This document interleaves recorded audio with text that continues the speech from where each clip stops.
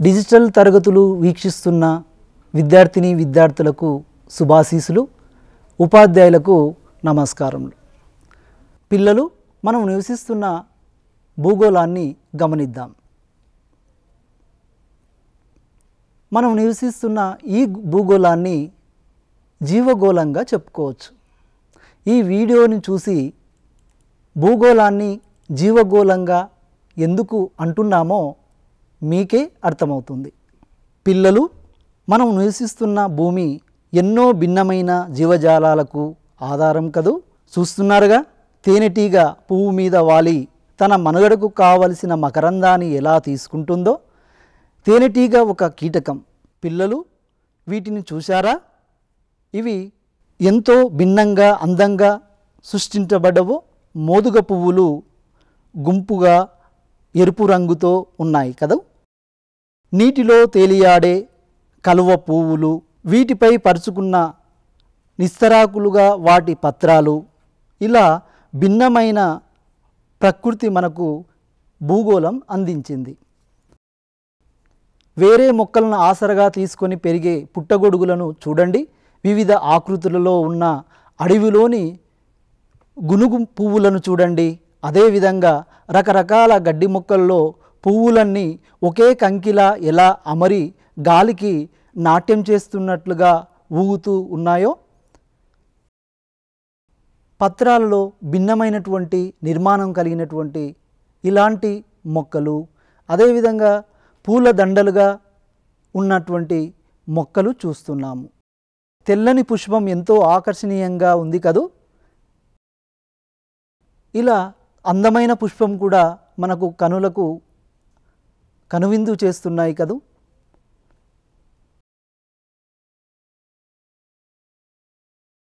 నీటి అలల తరంగాలు తీరం వైపు ప్రయాణం చూడండి.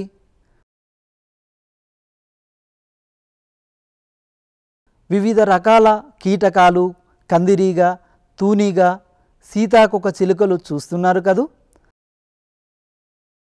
సీతాకొక చిలుకలు రకరకాల రంగులతో అందంగా ఎగురుతూ ఉన్నాయి.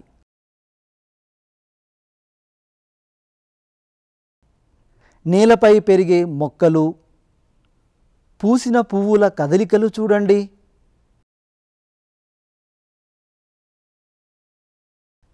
చెట్ల కొమ్మల మధ్య, కాండాల మధ్య వేరువేరు రకాల పిచ్చుకలను చూడండి.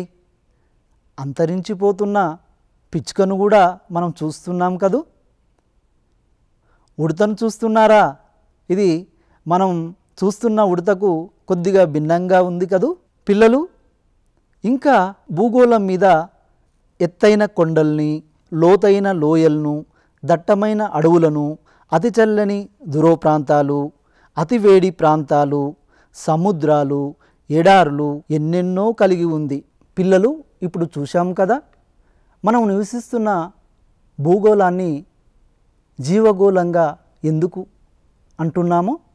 ఇప్పుడు చూశాము కదూ పిల్లలు, మనం నివసిస్తున్న భూగోళంలో జీవ నిర్జీవ అంశాలు ఉన్నాయి. అదేవిధంగా భిన్నమైన ఎన్నో ఆవాసాలను, అదేవిధంగా భిన్నమైన జీవజాలాలను కలిగి అందమైన ప్రకృతి కలిగి ఉంది. అందుకొరకే మనం భూగోళాన్ని జీవగోళంగా చెప్పుకున్నాం. ఈ జీవగోళం నందు నివసిస్తున్న జీవుల పరిమాణంలోనూ, ఆకారంలోనూ, రంగులలోనూ ఒకే రకంగా ఉన్నాయా? లేవు కదూ. ఇలా ఎన్నో లక్షణాలలో ఉన్న ఈ భేదాలను లేదా తేడాలను వైవిధ్యాలు అంటాం. పిల్లలు, జీవ వైవిధ్యానికి నిర్వచనం ఏంటో తెలుసుకుందాం. ఒకే జాతి జీవుల మధ్య లేదా వేరువేరు జాతి జీవుల మధ్య గల భేదాలు, తేడాలను వైవిధ్యాలు అంటాం. మరి జీవ వైవిధ్యం అంటే ఏంటో చూద్దాం. ఒకే జాతి జీవుల మధ్య, వివిధ జాతి జీవుల మధ్య మరియు వివిధ ఆవరణ వ్యవస్థల మధ్య ఉండే తేడాలు లేదా భేదాలను జీవ వైవిధ్యం అంటాం. పిల్లలు, ఇప్పుడు 9వ తరగతి జీవశాస్త్రంలోని జీవుల వైవిధ్యం అనే పాఠాన్ని తెలుసుకుందాం. మొదటగా ఈ పాఠ్యబోధనలో ఉన్న లక్ష్యాలను ఒకసారి తెలుసుకుందాం. ఆవాస ప్రాంతంలో ఉండే మొక్కలు మరియు జంతువుల మధ్య ఉండే పోలికలు, తేడాలను పరిశీలించి జీవ వైవిధ్యాన్ని వివరిస్తారు. జీవ పరిణామంలో జీవ వైవిధ్యం ప్రాముఖ్యతను అర్థం చేసుకొని అభినందిస్తారు. జీవ వైవిధ్యం కాపాడడంలో తమ వంతు బాధ్యతను గుర్తెరిగి మసులుకుంటారు.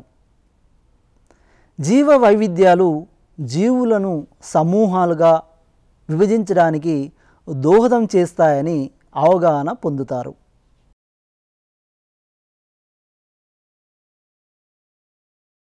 పిల్లలు, మనం నివసిస్తున్న భూమి మీద ఉండే మొక్కలు, జీవులలో ఉండే వైవిధ్యాలను పరిశీలిద్దాం. మొదటగా మొక్కలలో ఉండే వైవిధ్యాలను పరిశీలిద్దాం. మొక్కల్లో ఉండే ఆకులను చూద్దామా? ఇది రావి మొక్క ఆకులు. చూడండి, హృదయాకారంలో ఉండి ఎంత అందంగా ఉన్నాయో.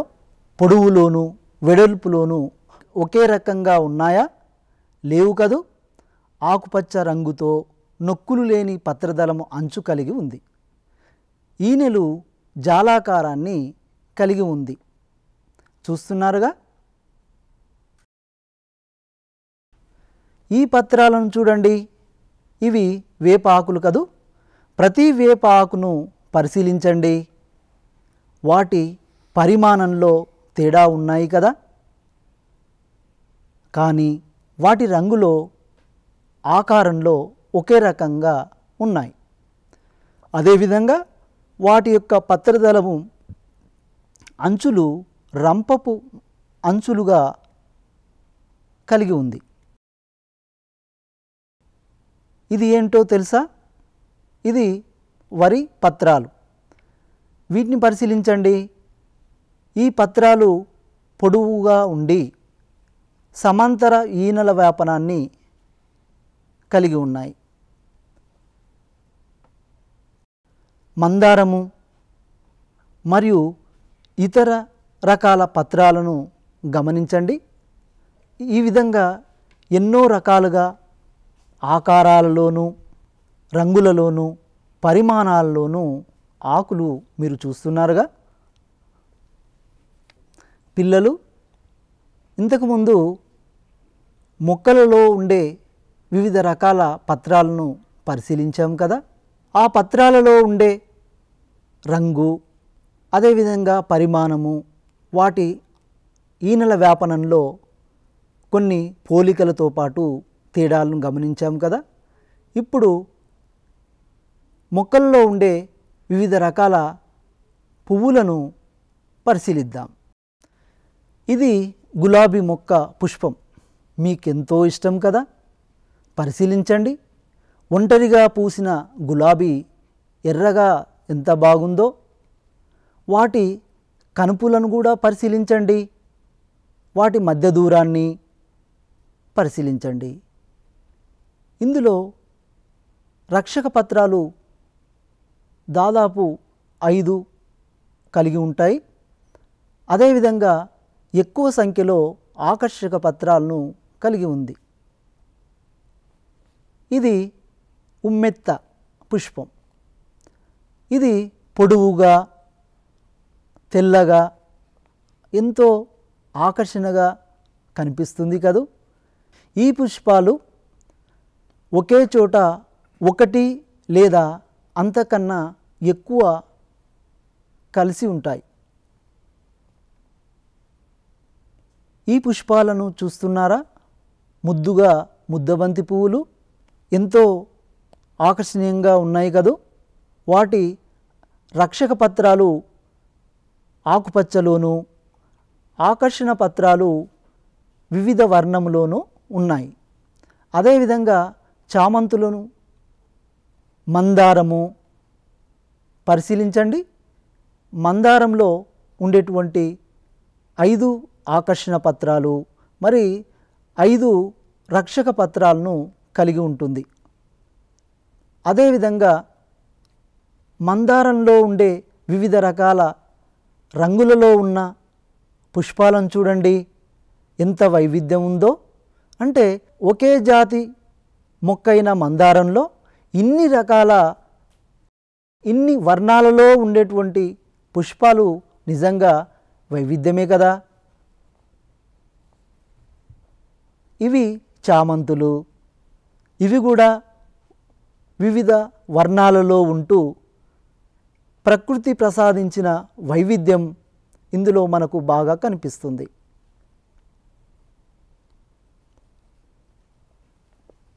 ఈ చిత్రాన్ని చూసారా? ఇది పుష్ప నిర్మాణాన్ని తెలియజేస్తుంది.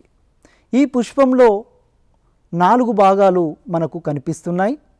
ఒకటి రక్షక పత్రాలు, రెండోది ఆకర్షణ పత్రాలు, మూడోది కేసరావళి, నాలుగోది అండాకోశం. ఈ విధంగా 4 భాగాలు ఉండేటువంటి పుష్పాన్ని సంపూర్ణ పుష్పము అంటాం.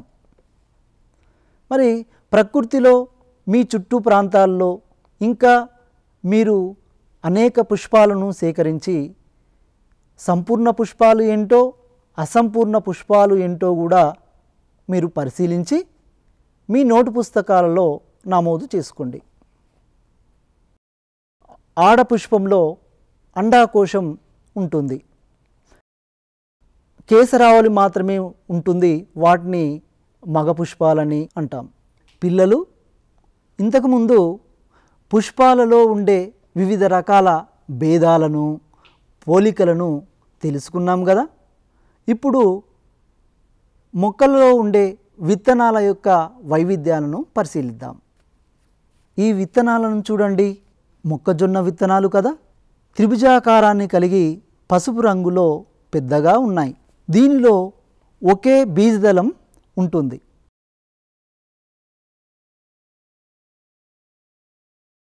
అదేవిధంగా వేరువేరు రంగులలోని విత్తనాలను చూడండి, ఎంత వైవిధ్యంగా ఉన్నాయో. ఈ విత్తనాలను చూస్తున్నారా? ఇవి మన ప్రధాన ఆహారాన్ని అందించే వరి మొక్క విత్తనం. చిన్న పరిమాణంలో ఉంది కదూ. ఇందులో బీజదళం ఒకటిగా ఉంటుంది. ఇవి వేరుశెనగ విత్తనాలు.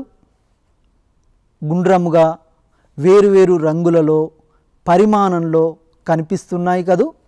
ఇందులో 2 బీజదళాలు ఉంటాయి.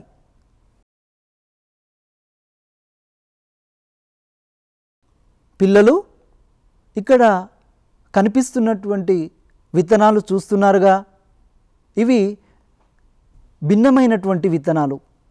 మరి వీటిని గుర్తించండి, మీ నోటు పుస్తకాలలో రాసుకోండి.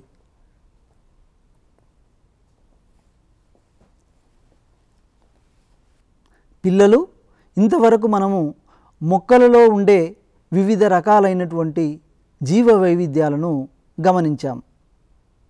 ఇప్పుడు మనుషులలో ఉండే వైవిధ్యాలను చూద్దాం. ఈ చిత్రంలో కనిపిస్తున్న పొట్టి పొడువాటి మనుషులను చూస్తున్నారు కదా. వీరిని కూడా పరిశీలించండి.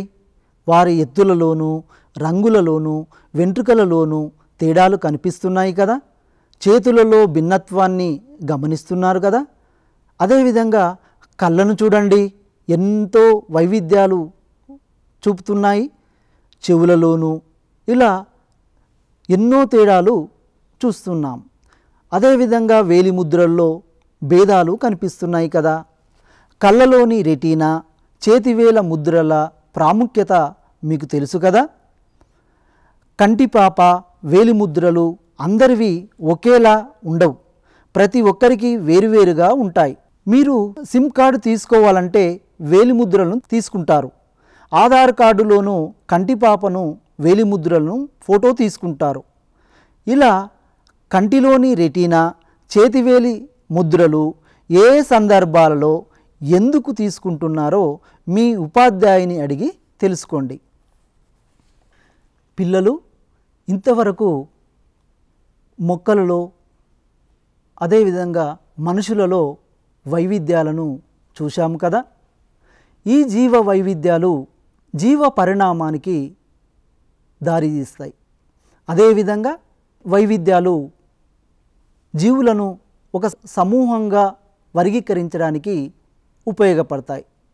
పిల్లలు, ఈ జీవ వైవిధ్యాలు జీవులు మనుగడ సాగించడానికి కూడా తోడ్పడతాయి. అదేవిధంగా యుఎన్ఓ 2010 నుండి 2020 వరకు గల ఈ 10 సంవత్సరాల దశాబ్ద కాలాన్ని జీవ వైవిధ్య దశాబ్దంగా ప్రకటించింది. జీవ వైవిధ్యాన్ని పరిరక్షించాల్సినటువంటి బాధ్యత మనదే కదా. ఈ బాధ్యతను మీరు తీసుకుంటారా? మనమందరం కూడా జీవ వైవిధ్యాన్ని కాపాడుకుంటూ జీవగోళాన్ని రక్షించుకోవాల్సినటువంటి బాధ్యత మనది. పిల్లలు, మనం ఇంతవరకు జీవులలో వివిధ రకాలైన వైవిధ్యాలను చూశాం కదా. మరొకసారి ఈ పాఠంలో ఉండే ముఖ్యాంశాలను పరిశీలిద్దాం. ప్రకృతిలోని వివిధ జీవుల మధ్య ఉండే నిర్మాణాత్మక భేదాలని వైవిధ్యాలు అంటారు. వైవిధ్యాలు మొక్కలలో, జంతువులలో మరియు మానవులలోని అనేక లక్షణాలలో కనిపిస్తాయి. మొక్కలలోని పత్రాలలో, పుష్పాలలో, విత్తనాలలో ఆకారము, పరిమాణము, రంగు వంటి లక్షణాలలో అనేక వైవిధ్యాలు కనిపిస్తాయి.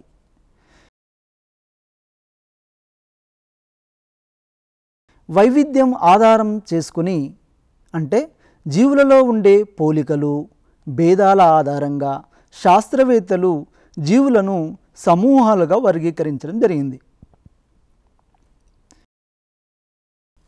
పిల్లలు, మనం ఇంతవరకు నేర్చుకున్న అంశాలను ఆధారంగా క్రింది ప్రశ్నలను మీ స్నేహితులతో చర్చించి జవాబులు రాయండి. వైవిధ్యాలు అనగానేమి? వైవిధ్యాలు ఎందుకు ఉపయోగపడతాయో తెలపండి. జాలాకార ఈనెల వ్యాపనాన్ని, సమాంతర ఈనెల వ్యాపనాన్ని చూపు పటాలను గీచి భాగాలను గుర్తించండి. మానవులలో ఉండే వైవిధ్యాలు ఏ విధంగా ఉపయోగపడుతున్నాయో వివరించండి. ఒకవేళ జీవులలో వైవిధ్యాలు లేకపోయి ఉంటే ఏ రకమైన ఇబ్బందులు ఎదురయ్యేవో ఊహించండి. పిల్లలు, ఇంతవరకు జీవులలో వైవిధ్యాలను గురించి నేర్చుకున్నాం. మరో అంశంతో మరో సమయంలో మళ్ళీ కలుద్దాం. నమస్కారం.